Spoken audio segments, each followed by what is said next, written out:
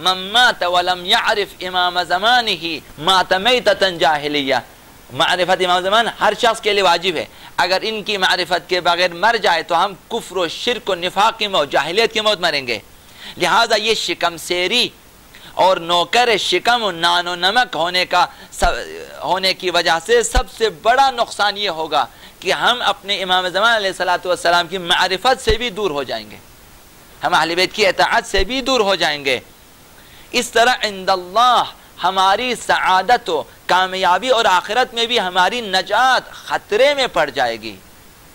زیادہ شکم کے پیچھے جانے سے،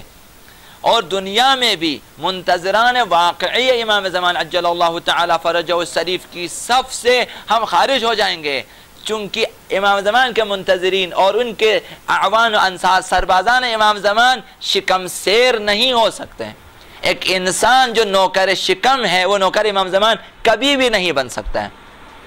وہ انسان جو غلام شہوت و نان و نمک ہے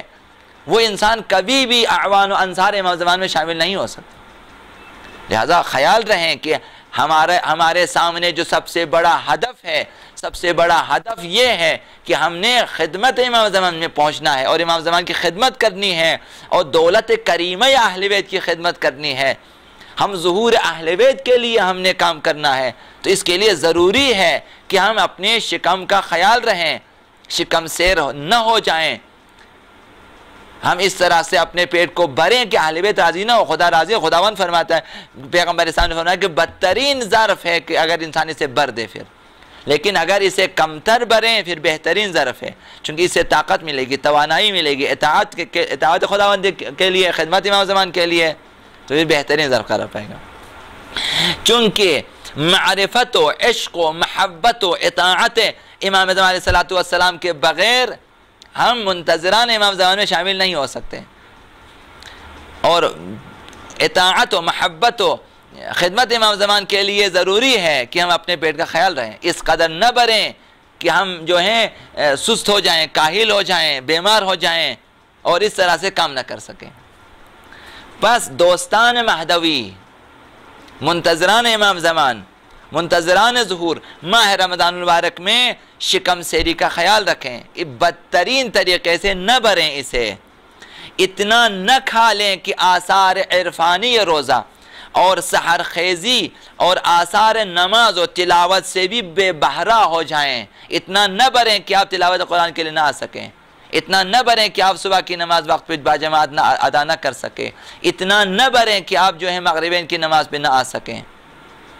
لہذا اس طرح اپنے شکم کا خیال رہیں کہ معنویات، عرفان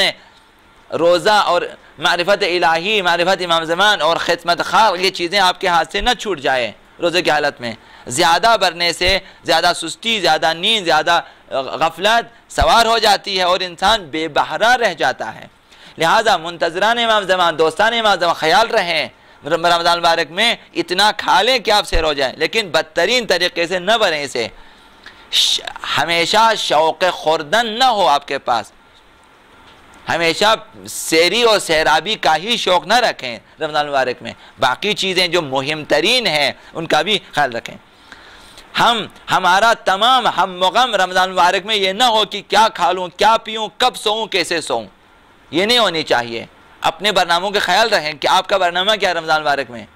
کہ میں اس کے بعد جاؤں گا کہ اس طرح میں کھا لوں گا، پھر اس طرح میں پیوں گا، پھر ایسے میں سو جاؤں گا، کہاں جا کے سو جاؤں، کس طرح سو جاؤں، یہ برنامہ نہ ہو۔ قرآن کا برنامہ آپ کے پاس، خدمت امام زمان کا برنامہ آپ کے پاس، آپ نے لوگوں کو جگانا ہے، بیدار کرنا، رمضان کو زندہ کرنا، چونکہ ہمارے معاشرے میں رمضان زندہ نہیں ہے۔ رمضان ہم زندہ ہیں رمضان میں، لیکن رمضان ہمارے اندر زندہ نہیں ہے، روزہ زندہ نہیں ہے۔ ہمارا رمضان المبارک میں تمام ہم و غم یہ ہے کہ دن بھر شاپنگ کریں رات کو کھانے کے لیے،